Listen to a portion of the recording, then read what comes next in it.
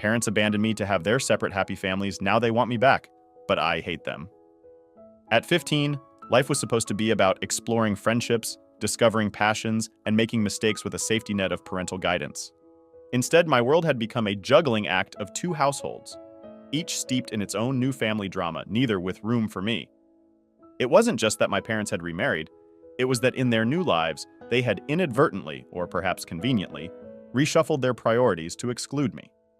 My father had married Clara, the woman he had an affair with during his marriage to my mother. She had brought her son, Jacob, into the marriage, and soon after they had Mia, my half-sister. Dad's new family seemed to consume all of his energy and attention. I had hoped to be a big sister that Mia could look up to, and maybe even a friend to Jacob. But at every turn, I was reminded subtly, yet unmistakably, that I was an outsider. The pictures on the mantels, the family calendars marked with their activities. None included me unless it was a reminder for my weekend visits, which they seemed to dread. During these visits, I often felt more like a guest than a daughter. Conversations at the dinner table flowed around me, about schools I didn't attend and people I didn't know.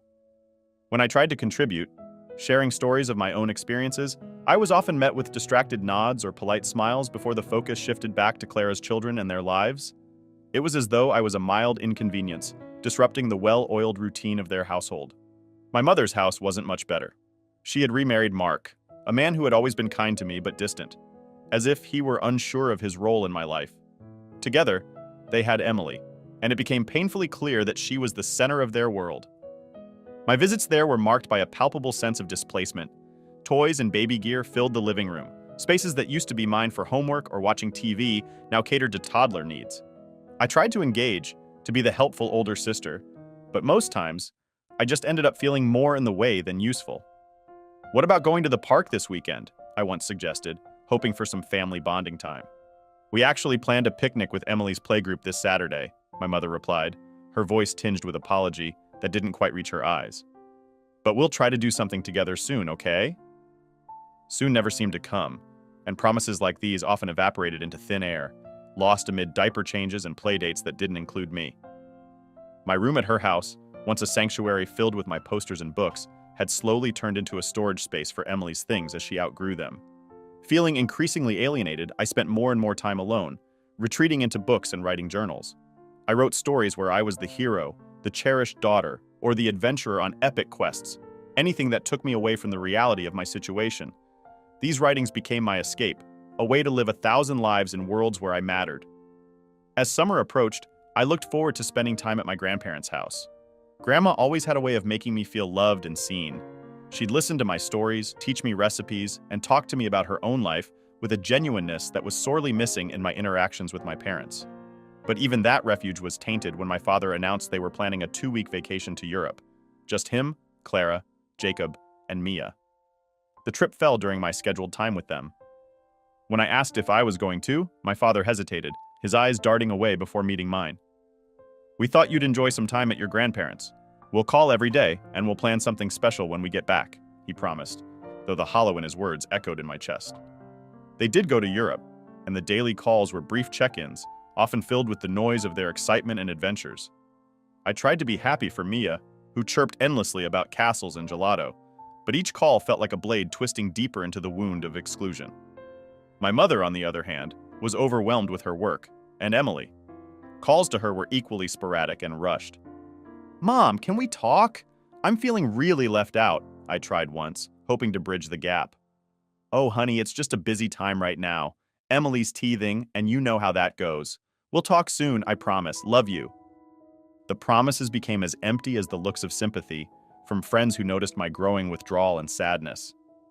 "It's like they don't really see me anymore," I confided in my best friend Sarah, one evening at her house, where her parents laughed and cooked together in the kitchen, a stark contrast to my own life. Sarah hugged me tightly, her words a soft whisper. "You deserve better, you know. You're worth more than being an afterthought." It was during one particularly lonely night at my grandparents' house that summer when the full weight of my situation settled on my shoulders. I realized that if I continued to wait for my parents to notice me, to value me as more than an obligation, I might wait forever. Fueled by a mix of hurt and determination, I made a decision that would change the course of my life. I wasn't going to be a secondary character in anyone's story, not even my own. I packed a bag, wrote a note to my grandparents, and took the first bus to Aunt Lucy's house, seeking the acceptance and love I was starved of. A place where I could be primary, seen, and valued. What awaited me there was the beginning of a new chapter, one where I would no longer be overshadowed or overlooked, but instead, where I could start to heal and grow into the person I was meant to be. The bus ride to Aunt Lucy's was the longest 2 hours of my life, every mile stretching out as I wrestled with a mix of fear, relief, and uncertainty. I stared out the window, watching the landscape blur, my thoughts racing as fast as the scenery passed. The decision to leave hadn't been easy, but the stifling feeling of being an afterthought in my parents' lives had grown unbearable. I needed a change, a place where I could be seen as more than just a complication in someone else's family portrait. Aunt Lucy lived in a small town that always felt a world away from the city's chaos where my parents resided.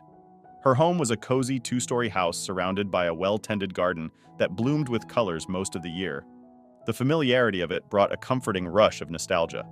This was a place of many summer visits, where I had always felt welcome and loved. As I stepped off the bus, the cool air of early evening brushed against my face, carrying the faint scent of jasmine from Aunt Lucy's garden.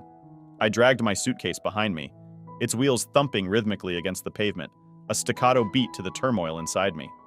Aunt Lucy was waiting at the door as I approached, her expression a mixture of concern and surprise. She didn't say anything at first, just opened her arms wide. The hug she gave me was tight and warm, a silent reassurance that I had made the right decision. "Aunt Lucy, what's going on, honey?" Her voice was gentle, inviting me to open up about everything. Me. "I can't do it anymore, Aunt Lucy. I just feel invisible there, like I'm just a guest in their lives, not a daughter." We sat down in her kitchen, a pot of tea between us, as I poured out everything. The neglect, the loneliness, the feeling of being perpetually out of place. Aunt Lucy listened, her brows knitting together in concern with every word I said. "Aunt Lucy, you're not a guest, my dear. You're family, and you always have a home here with me." The decision to stay with Aunt Lucy wasn't made in haste. It was the result of years of accumulated neglect and the cold realization that my parents, absorbed in their new lives, might never see me as more than an obligation.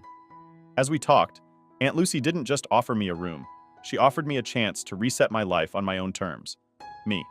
"Can I stay here? At least for a while?" Aunt Lucy. "Of course, you can stay as long as you need. We'll figure out the details later." The next few days were a whirlwind of activity. Aunt Lucy helped me enroll in the local high school, and we visited the town hall to formalize my living situation with her. Despite the chaos, there was a growing sense of stability and support that I hadn't felt in years. But the true test came when it was time to confront my parents about my decision. Aunt Lucy stood by me as I called them, her presence a calming force. "Dad, what's this about you staying with Lucy? Is this some kind of teenage rebellion?" His voice was a mix of confusion and irritation. It stung, but I was prepared. Me. "It's not rebellion, Dad. It's survival. I don't feel like part of your family anymore. I need a change." The conversation was difficult, filled with pauses and strained justifications. My mother cried, and my father argued, but I held firm, bolstered by Aunt Lucy's quiet strength beside me. "Mom, but we're your parents. We love you. You can't just decide to live somewhere else." Me. "I can, and I have. I need to be somewhere I feel wanted and valued." The call ended with a heavy silence, a clear divide between my old life and the new path I was forging. In the days that followed, the reality of my decision settled in. I was officially living with Aunt Lucy, attending a new school, and slowly rebuilding my sense of self-worth. School was a fresh start. I made friends who knew nothing of my family drama, who accepted me for who I was, not who my parents were. My grades improved as I found myself able to concentrate without the constant emotional turmoil that had clouded my mind before. Aunt Lucy encouraged my writing, pushing me to submit stories to local competitions and magazines. With each published piece, my confidence grew. Writing became more than a hobby. It was a lifeline, a way to process my emotions and reclaim my voice. Months turned into a year, and with every passing day, I felt stronger, more grounded. Aunt Lucy and I grew closer, our bond strengthening through shared meals, long walks, and endless conversations about life, love, and everything in between. "Aunt Lucy, you're doing so well, darling. I'm so proud of the person you're becoming." Her words meant the world to me, filling the void left by my parents' sporadic attempts to reach out. Their calls became less frequent, and when they did call, the conversations were short. the distance between us palpable even through the phone. Living with Aunt Lucy wasn't just a change of scenery, it was a complete transformation of my daily life and mental landscape. The first few months were a mix of adjustment and discovery, as I navigated the new dynamics of my life in a small town where everyone seemed to know each other. Aunt Lucy's house, with its welcoming warmth and walls lined with photographs of happy memories, became my sanctuary. Aunt Lucy had always been the family matriarch, the one everyone relied on during tough times. Her ability to listen without judgment and her unwavering support gave me the courage to open up about my feelings and the challenges I faced. She encouraged me to explore my interests, particularly my writing, which had always been a private escape for me. Aunt Lucy, you have a gift, you know. Your words, they have power. Why not share them with the world? Her encouragement led me to join the school's literary club, where I met other students who shared my passion for stories and storytelling. Under her guidance, I started to compile a portfolio of my work, submitting pieces to student journals and local publications. The first time I saw my name in print, a thrill of excitement surged through me. It was validation, a sign that what I had to say mattered. School became a place where I could excel without the shadows of my family drama looming over me. I made friends, real friends who liked me for who I was, not for the drama that followed me like a shadow. My grades improved significantly as I found myself able to focus on my studies, no longer preoccupied with navigating the unpredictable waters of my parents' attention. Literary Club Advisor. Your voice is unique and your perspective is insightful. You could really make a name for yourself in the writing community. Their words were encouraging, but it was Aunt Lucy's continued support that really pushed me to aim higher.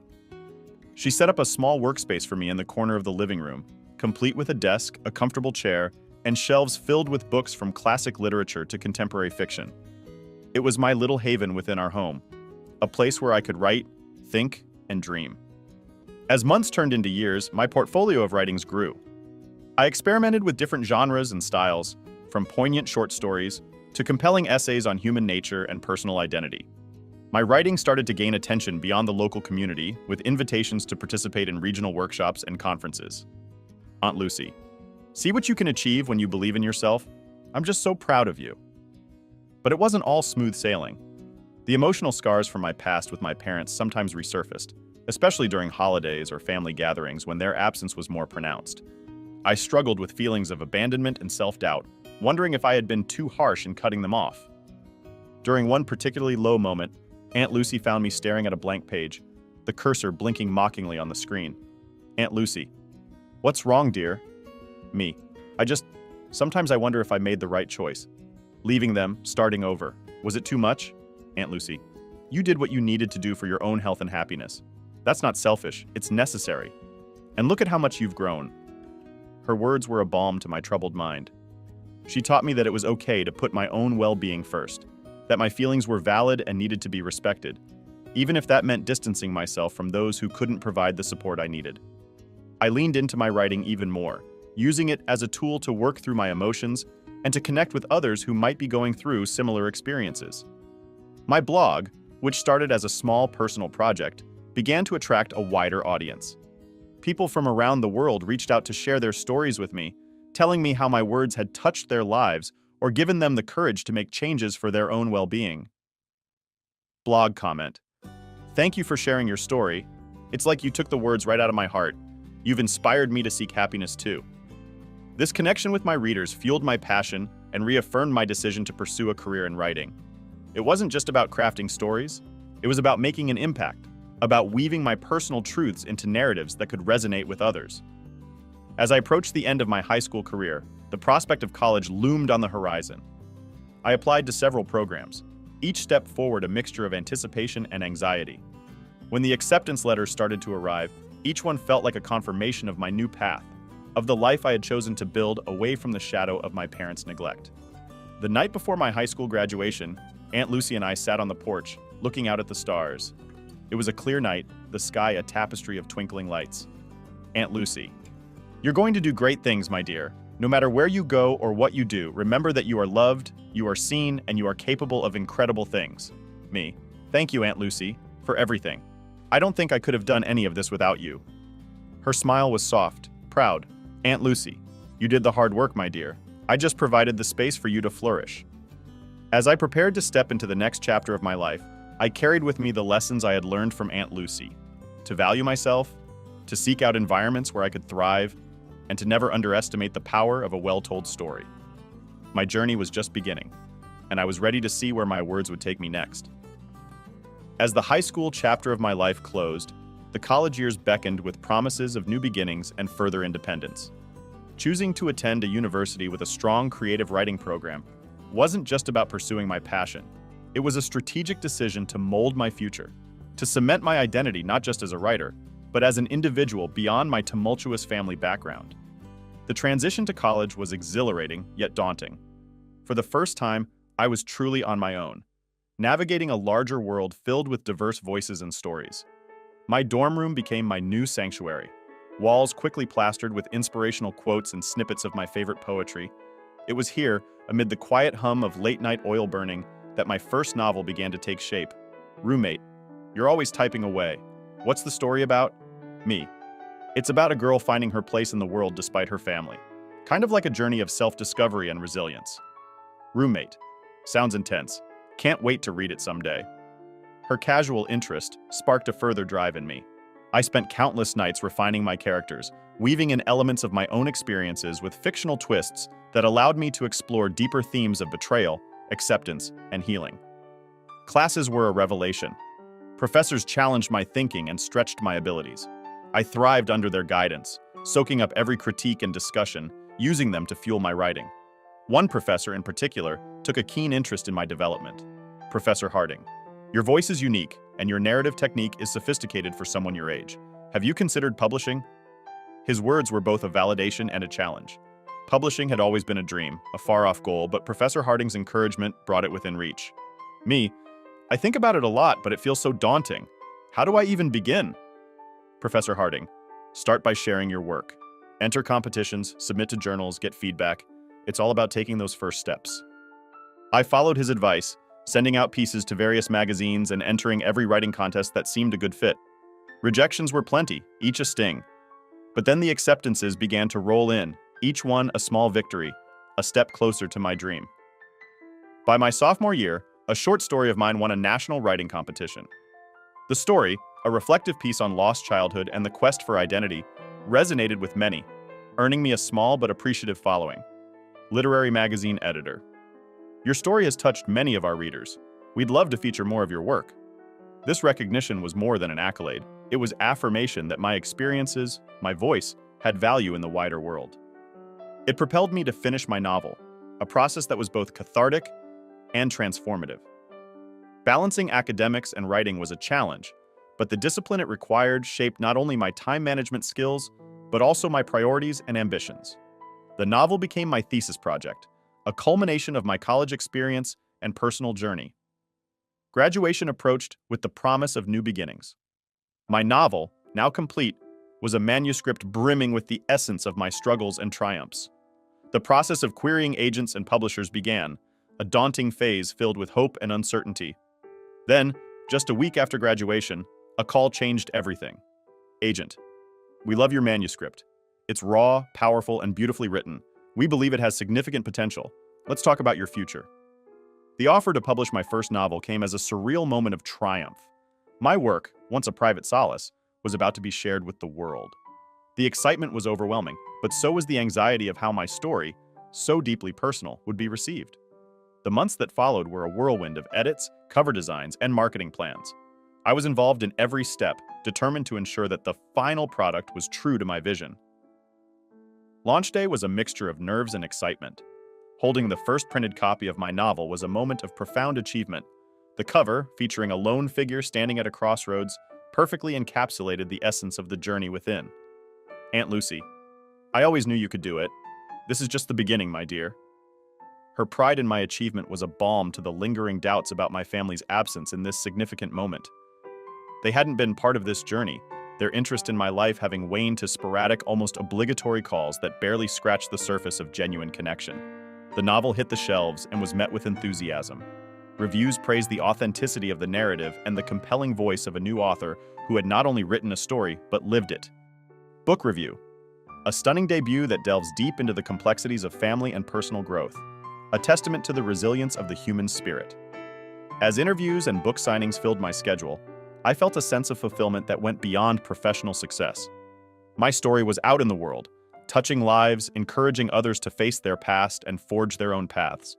This chapter of my life, my rise as a writer, was not just about overcoming the neglect and invisibility I had felt as a child. It was about reclaiming my narrative, proving that out of neglect could come strength, and from invisibility, a spotlight that shone on my own terms. My journey was a testament to the power of perseverance, the importance of supportive relationships, and the transformative impact of owning one's story. As my career began to blossom, I looked forward to the next chapters, ready to explore new stories, new challenges, and new opportunities to make an impact. As my first book found its audience and carved out a space in the literary world, my life underwent a transformation. The once uncertain writer, who grappled with feelings of neglect and invisibility, was now standing confidently on her own 2 feet, recognized and respected. This new chapter wasn't just about embracing independence, it was about confronting the past and negotiating the complexities of potential reconciliation with my family. The success of my book brought unexpected challenges, one of which was the re-emergence of my parents in my life. Their sudden interest coincided suspiciously with my growing public profile. My father reached out first, his voice a mixture of pride and awkwardness over the phone. "Dad, I read your book. It's really something. You've done well for yourself, and I just wanted to tell you that I'm proud." Me. "Thank you, Dad. It means a lot to hear that." The words were polite, but I felt a surge of mixed emotions. His praise was something I had longed for in my youth, yet now it rang hollow, complicated by years of distance and detachment. As I navigated the waters of newfound fame, my mother also made attempts to reconnect. She sent emails filled with apologies and explanations, trying to bridge the gap of years with words that seeped with regret. "Mom, I know I wasn't there for you as I should have been. I can't change the past, but I hope we can build something new. Maybe start over?"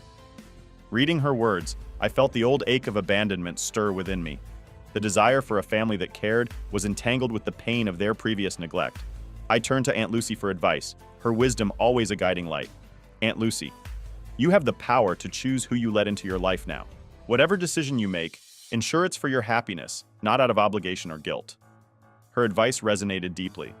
I was no longer the powerless child yearning for attention and love. I was an accomplished adult who could set boundaries and demand respect. I agreed to meet my parents, each separately, to explore the possibilities of reconciliation. The meetings were emotionally charged, each a delicate dance of old hurts and tentative hopes. Meeting my father at a quiet cafe, we talked awkwardly at first, tiptoeing around the deeper issues. Eventually, our conversation ventured into more personal territory. "Dad, I missed a lot, didn't I? I'm sorry for that. The book, it opened my eyes to a lot of things I didn't want to see before." Me. "It wasn't just the book, Dad. It was years of feeling left out.